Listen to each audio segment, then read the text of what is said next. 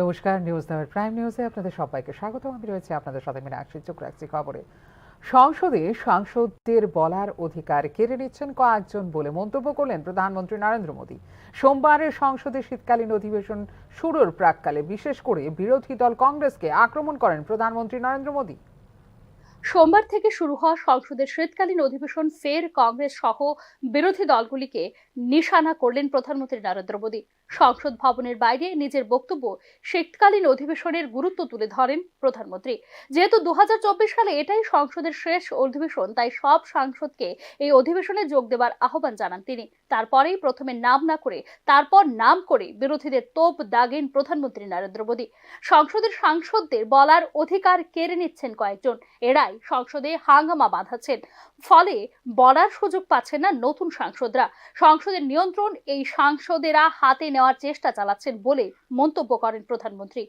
नए विचार, नई ऊर्जा लेकर के आते हैं और ये किसी एक दल में नहीं, सभी दल में आते हैं। उनके अधिकारों को कुछ लोग दबोच देते हैं। सदन में बोलने का उनको अवसर तक नहीं मिलता है। लोकतांत्रिक परंपरा में हर पीढ़ी का काम है आने वाली पीढ़ियों को तैयार करे,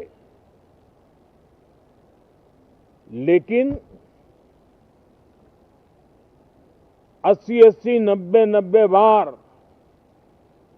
जनता ने जिनको लगातार नकार दिया है, वे न संसद में चर्चा होने देते हैं, न लोकतंत्र की भावना का सम्मान करते हैं, न ही वह लोगों की आकांक्षाओं का कोई महत्व समझते हैं, उनका उसके प्रति कोई दायित्व है वो कोई समझ पाते हैं। और उसका परिणाम है वो जनता की उम्मीदों पर कभी भी खरे नहीं उतरते। নাম না করলেও এটা স্পষ্ট যে বিরোধী সাংসদদের দিকে ইঙ্গিত করেছেন প্রধানমন্ত্রী নরেন্দ্র মোদী। পরে অবশ্য নাম করেই প্রধানমন্ত্রী বলেন, সংসদের জনগণের স্বার্থে কিছু বলেন না বিরোধীরা। মানুষ বারবার প্রত্যাখ্যান করেছেন তাদের।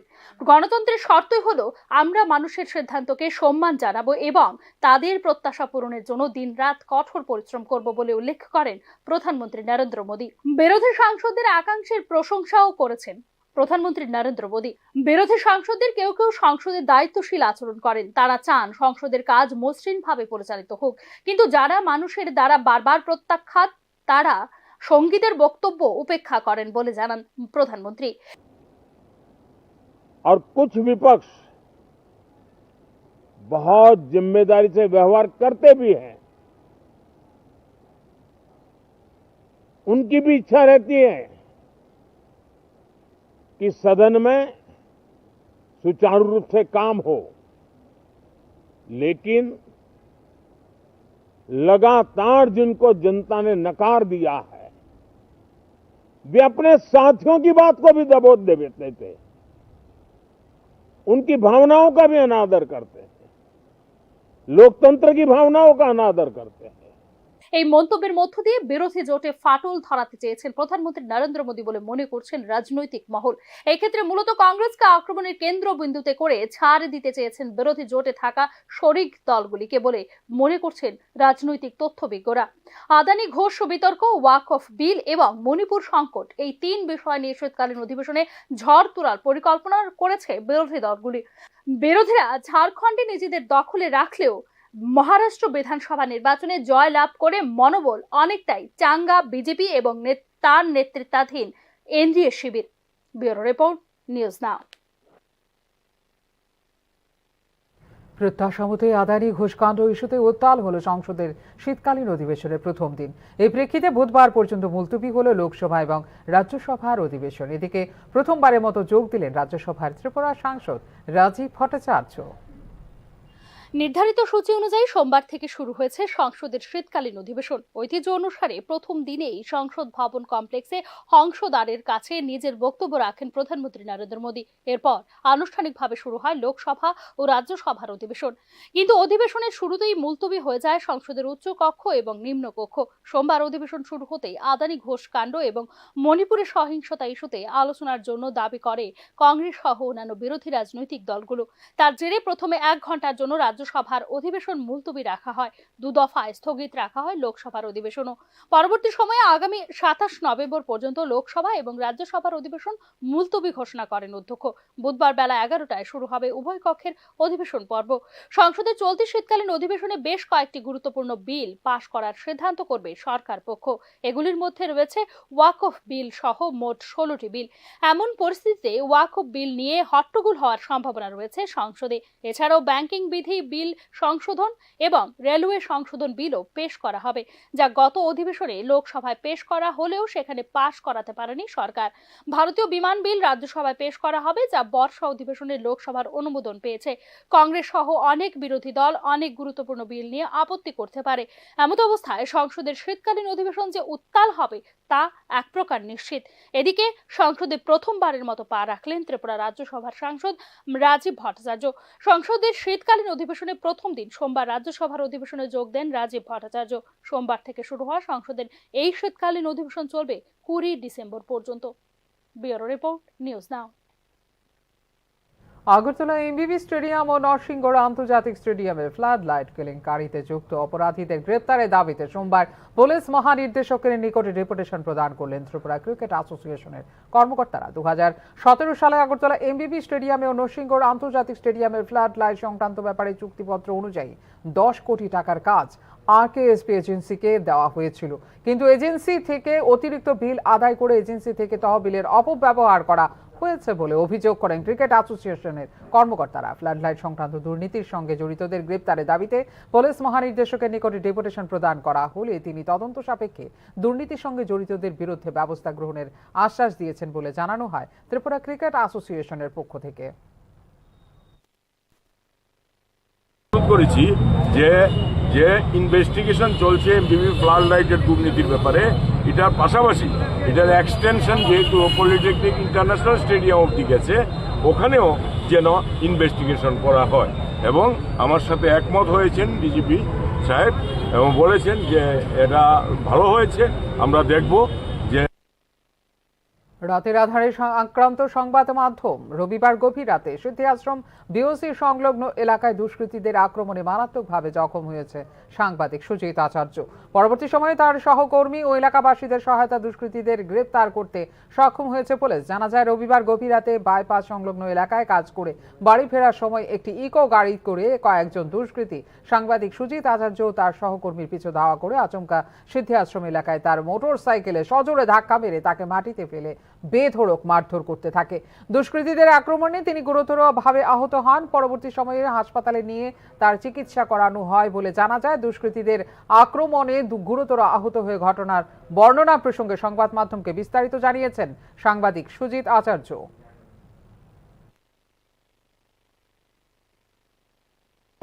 আমরা তো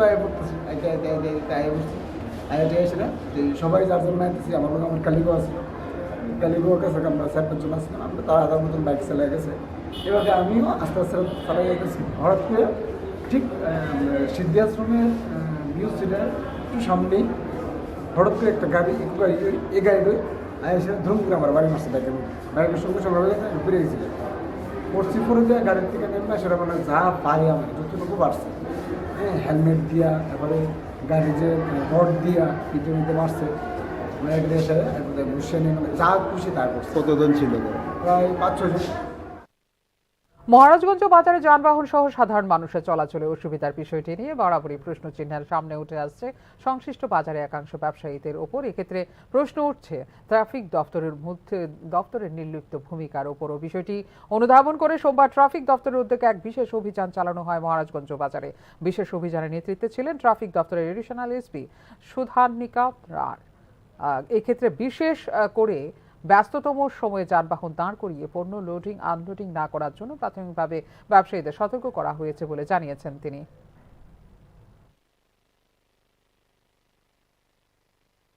स्पेशल एनफोर्समेंट कर रहे हैं, तो हम लोग अभी एनफोर्समेंट करते रहेंगे और यहाँ पे जो एनक्रोचमेंट है इसको हम हटाएंगे।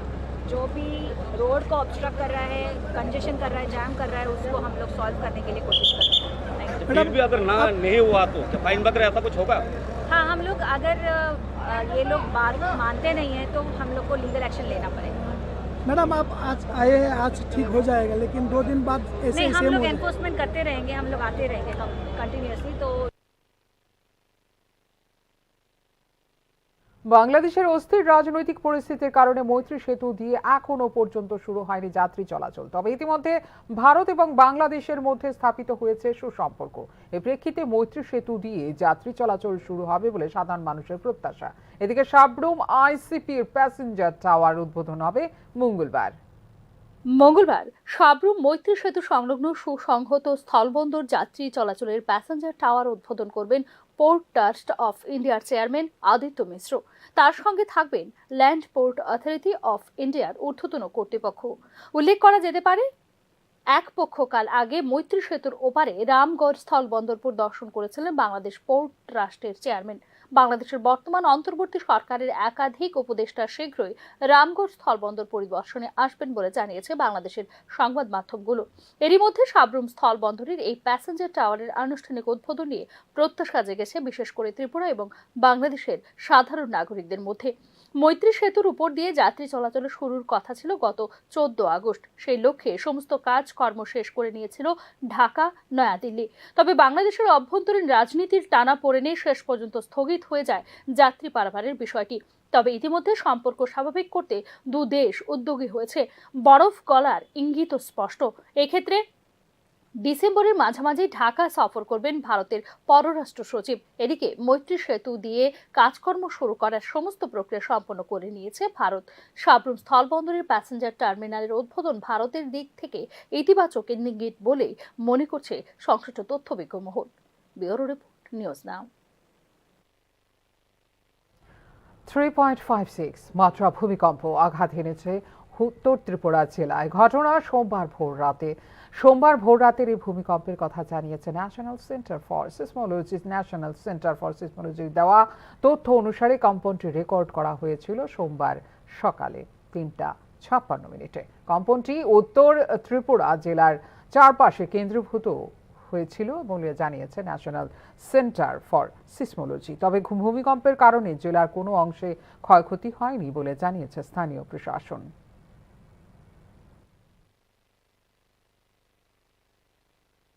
সিপাহীজলা অভয়ারণ্যের মূল ফটকের সামনে থাকা পর্যটকদের ঘোরার ও বসার জায়গা অনৈতিকভাবে জবরদখল করে ব্যবসা চালিয়ে যাচ্ছেন কিছু সংখ্যক অসাধু ব্যবসায়ী। অভিযোগ স্থানীয় এলাকাবাসী ও অভয়ারণ্যে ঘুরতে আসা পর্যটকদের। সিপাহীজলা অভয়ারণ্যের মূল ফটকের বাইরে সরকারিভাবে কয়েকটি স্টল ব্যবসায়ীদের মধ্যে বন্টন করা হয়েছিল। বন দপ্তরের নির্দেশিকা অনুসারে ব্যবসার অনুমতি পাওয়া সত্ত্বেও ব্যবসায়ীরা অবৈধভাবে অভয়ারণ্যের মূল ফটকের সামনে প্রায় 10 ফুট জায়গা দখল করে ব্যবসা চালিয়ে যাচ্ছেন। তাতে নানা সমস্যার সম্মুখীন হতে হচ্ছে অভয়ারণ্যে আসা পর্যটকদের। অভিযোগ স্থানীয় লোকজনদেরও। বন দপ্তরের নির্দেশিকা অমান্য করে সরকারি জায়গা জবরদখল করে ব্যবসা চালিয়ে যাওয়ার কথা স্বীকার করেছেন স্থানীয় একজন ব্যবসায়ী।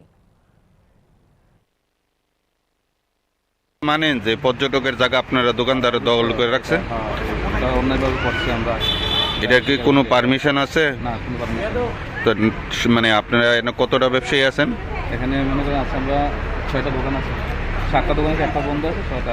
মানে এটা কি নিজেদের মধ্যে কোন রকম ব্যবসার প্রতিযোগিতা নিয়ে? এখানে যে ফরেস্ট ডিপার্টমেন্টের যে দায়িত্ব আছে তাই।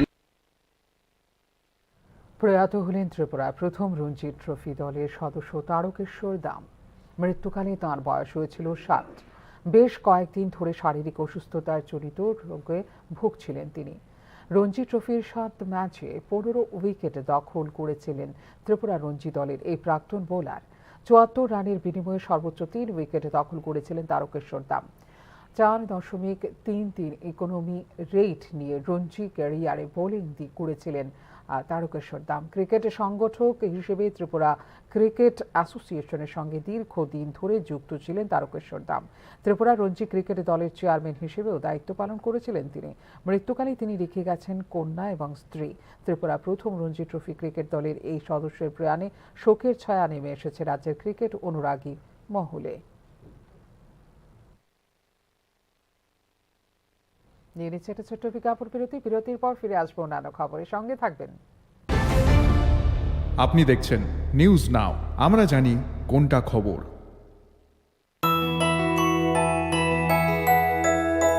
স্বাদে ভরা ঘিয়ের সুবাস লংতরায়, কি ভালো খেতে, শুদ্ধ ঘিয়ের আবেশ ভরা লংতরায়, অপূর্ব সুগন্ধ, পুষ্টি ভরা ঘিয়ের খাবার, গাওয়া ঘি প্রিয় সবার লংতরায়। একেই বলে বিশুদ্ধ ঘি। বিশুদ্ধ ঘি নাম মনে রেখো লংতরায়। লংতরাই ঘি রোজ খাবারে তোমাকে চাই। Longtharai Longtharai Longtharai. Step into the realm of Assam Downtown University, where we encourage success, experience the pinnacle of academic excellence, and live your best days. আপনি দেখছেন নিউজ নাও, আমরা জানি কোনটা খবর। বিরতির পর স্বাগত, চোখ রাখছি অন্যান্য খবরে। 26 নভেম্বর 1949 সালে গৃহীত হয়েছিল ভারতের সংবিধান। সংবিধান গৃহীত হবার 75 বছর পূর্তি উপলক্ষে বছরভর কর্মসূচি গ্রহণ করেছে রাজ্য সরকার। সোমবার এই বিষয়ে বিস্তারিত জানালেন রাজ্যের আইন সচিব সঞ্জয় ভট্টাচার্য। সংবিধান গৃহীত হবার 75 বছর পূর্তি উপলক্ষে শিক্ষা, পঞ্চায়েত দপ্তরে পাশাপাশি রাজ্যের সবকটি দপ্তর পালন করবে নিজ নিজ কর্মসূচি। এক্ষেত্রে মঙ্গলবার রাজ্যের সবকটি অফিস, আদালত এবং স্কুল কলেজে পাঠ করা হবে সংবিধানের প্রস্তাবনা বলে জানিয়েছেন রাজ্যের আইন সচিব। সংবিধানের নীতি এবং আদর্শকে স্মরণ করাই এই দিনটি পালনের মূল উদ্দেশ্য বলে সোমবার জানিয়েছেন রাজ্যের আইন সচিব। কালকে প্রত্যেক অফিস, স্কুল, কলেজে সকাল 11টায় প্রস্তাবনা পাঠের মাধ্যমে এই সংবিধানকে আমরা স্মরণ করব এবং সংবিধানের যে নীতি আদর্শ সেগুলিকে আমরা আবার স্মরণ করে সেই আদর্শ। মহারাজগঞ্জ বাজার এলাকার রাস্তায় 3 দিন যাবৎ বিদ্যুৎ পরিবাহী তারের ওপর বিপজ্জনকভাবে ঝুলন্ত অবস্থায় পড়ে আছে বিদ্যুতের খুঁটি। বিদ্যুৎ দপ্তরের চরম গাফিলতির কারণে যে কোনো সময় ঘটে যেতে পারে প্রাণহানির ঘটনা। আতঙ্কের পরিবেশ বিরাজ করছে এলাকাবাসীর মধ্যে। শনিবার রাত থেকে মহারাজগঞ্জ বাজার এলাকায় রাস্তায় দাঁড়িয়ে থাকা একটি বিদ্যুৎ খুঁটি ঝুলন্ত অবস্থায় উচ্চ বিদ্যুৎ পরিবাহী তারের ওপর বিপজ্জনকভাবে ঝুলে পড়ে থাকতে দেখে স্থানীয় লোকজন। বিদ্যুৎ দপ্তরকে জানানো সত্ত্বেও দপ্তরের কর্মীরা এলাকা পরিদর্শনে গিয়ে কোনো ধরনের পদক্ষেপ গ্রহণ করেননি। সোমবার ছাড়া বিদ্যুৎ খুঁটি সারাই করা যাবে না বলে স্পষ্ট জানিয়ে দিয়েছেন বিদ্যুৎ কর্মীরা বলে অভিযোগ করেছেন স্থানীয় লোকজন। শুনছি যে এটা কারেন্টের খুঁটি ভেঙে গেছে, আমরা তো কারেন্টের পাইছি না। আমরা তো কালকার থেকে বসা সব পেলেন কাজ করি আমরা। এই যে বিদ্যুতের খুঁটিটা ভাঙছে, কবে ভাঙছে? এটা ভাঙছে পরশুদিন শনিবার রাত্রে। এখন তো সোমবার, আজকে সোমবার, তো এই বিদ্যুৎ নিগমের কর্মীরা আইসেনি বা আপনারা জানাইছেন? আইসে দেখছে রবিবারে তার হইতো না, আজকে করবো কইছে।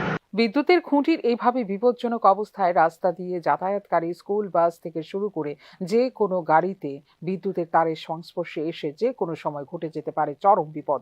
তাছাড়া বিদ্যুৎ সংযোগ বন্ধ থাকায় স্থানীয় ব্যবসায়ীদের দোকান বন্ধের কারণে চরম দুর্ভোগ পোহাতে হচ্ছে ব্যবসায়ীদের বলে অভিযোগ স্থানীয় ব্যবসায়ীদের। স্কুল বাস ওইদিকে গেছে, যদি তারের সঙ্গে লাগতো তাতে কি বিপদ হইতে পারত?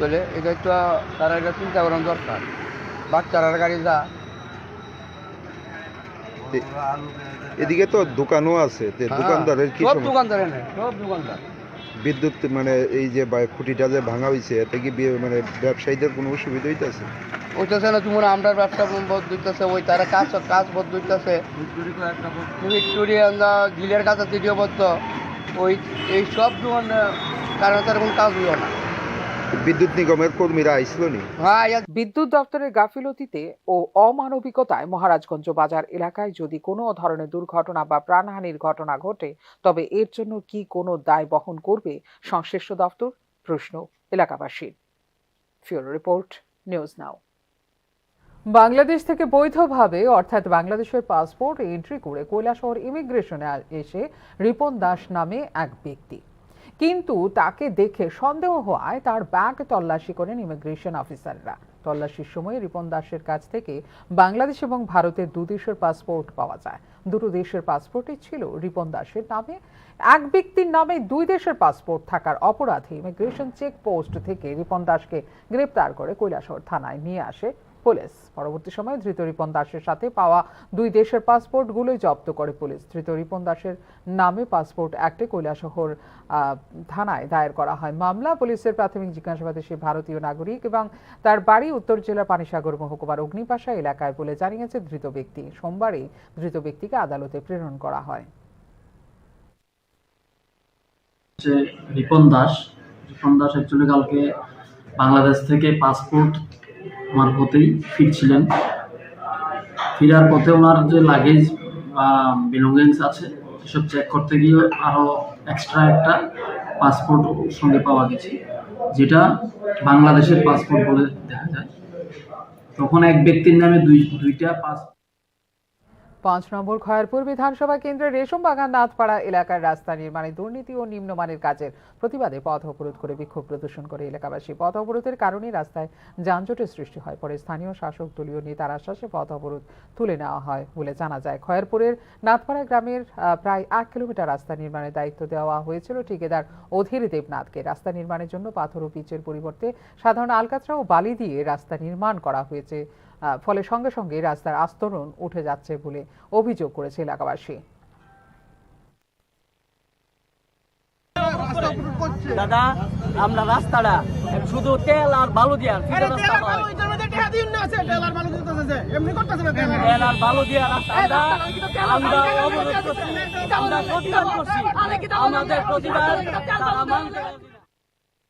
বন্যায় ক্ষতিগ্রস্তদের সরকারি আর্থিক সহযোগিতা মিলছে না, এমনটাই অভিযোগ তুলে প্রতিবাদে সরব হয়েছেন করবুক মহকুমার বন্যায় ক্ষতিগ্রস্তরা। প্রতিবাদে চেলাগাং থেকে যতনবাড়ি যাওয়ার রাস্তা অবরোধ করেন ক্ষতিগ্রস্তরা। অবরোধের জেরে স্তব্ধ হয়ে পড়ে যান চলাচল।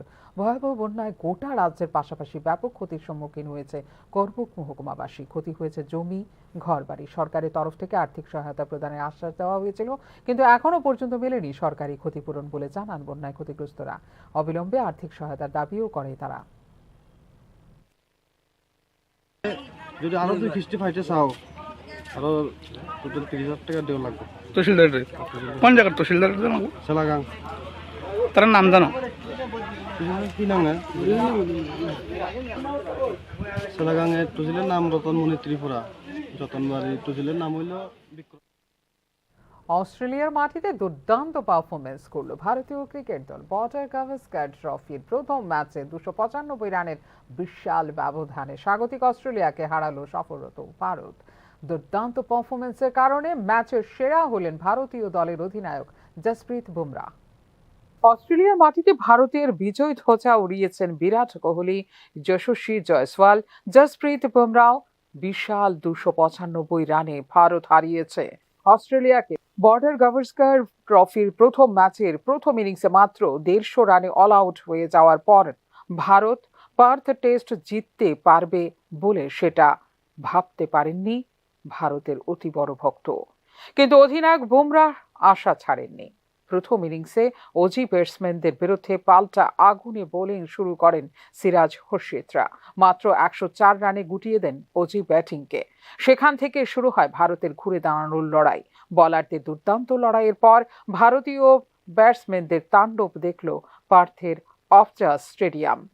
যশস্বী জয়সওয়ালের নজির গড়া 161, বিরাট কোহলির 30তম সেঞ্চুরি, ফর্মে ফেরা কেএল রাহুলের 77 রান, সব মিলে 487 পর্যন্ত পৌঁছে যায় ভারত। 534 রানের পাহাড়ে চাপে অজি ব্যাটার্সদের ঘাড়ে। রান তাড়া করতে নেমে মাত্র 12 রানের মাথায় 3 উইকেট খুইয়ে ব্যাকফুটে চলে যায় অজিরা। তবে অস্ট্রেলিয়া মানেই শেষ নিঃশ্বাস পর্যন্ত লড়াই। পার্থ টেস্টের চতুর্থ দিন অর্থাৎ সোমবার দুরন্ত ব্যাটিং শুরু করেন ট্রেভিস হেড, মিচেল মার্শরা। 89 রানে হেডকে পেভিলিয়নে ফেরান বুমরা। জীবনের প্রথম টেস্ট উইকেট হিসেবে মিচেল মার্শকে তুলে নেন নীতিশ রেড্ডি। এই দুই ব্যাটসম্যান আউট হতেই ভারতের জয়ে কার্যত শিলমোহর পড়ে যায়। লোয়ার অর্ডারে অ্যালেক্স ক্যারি চেষ্টা করলেও ম্যাচ ড্র করা তাঁর একার পক্ষে সম্ভব ছিল না। 295 রানের বিরাট ব্যবধানে পার্থ টেস্টে জিতে গেল টিম ইন্ডিয়া। সেরা বোলিং করে ম্যাচের সেরা হলেন ভারত অধিনায়ক জসপ্রীত বুমরা। এই জয়ের সৌজন্যে 5টি বিশাল রেকর্ড গড়েছে ভারতীয় দল। অস্ট্রেলিয়ার মাটিতে এটি ভারতের সবথেকে বড় ব্যবধানে জয়। এর আগে 1977 সালে মেলবোর্ন 222 রানে জিতেছিল ভারতীয় দল। এবার টিম ইন্ডিয়া জিতল 295 রানে। অস্ট্রেলিয়ার বিরুদ্ধে ঘরে বাইরে মিলিয়ে টেস্ট ক্রিকেটের ইতিহাসে এটি ভারতের দ্বিতীয় বড় জয়। 2008 সালে মোহালিতে 320 রানে জিতেছিল ভারত। এবার মার্চিন 295 রানের। দেশের বাইরে ভারতের দ্বিতীয় সবথেকে বড় ব্যবধানে জয় এটি। এর আগে কোনো বিদেশি দল পার্থের অক্টাস স্টেডিয়ামে অস্ট্রেলিয়াকে হারাতে পারেনি। ভারত প্রথম দল হিসেবে ফের একবার ভাঙল অস্ট্রেলিয়ার অভেদ্য গড়। পার্থে দ্বিতীয় ইনিংসে ভারতীয় দলের হয়ে ওপেনিং জুটিতে 201 রানের পার্টনারশিপ করেন KL রাহুল ও যশস্বী জয়সওয়াল, যা অস্ট্রেলিয়ার মাটিতে ভারতের সর্বোচ্চ ওপেনিং জুটি।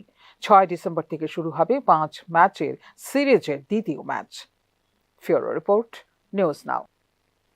এখনকার মতো এই মুহূর্তে সংবাদ এই পর্যন্ত। অন্যান্য আপডেটস দেখার জন্য অবশ্যই নজর রাখতে হবে নিউজ নাও পর্দায়। নমস্কার, শুভরাত্রি।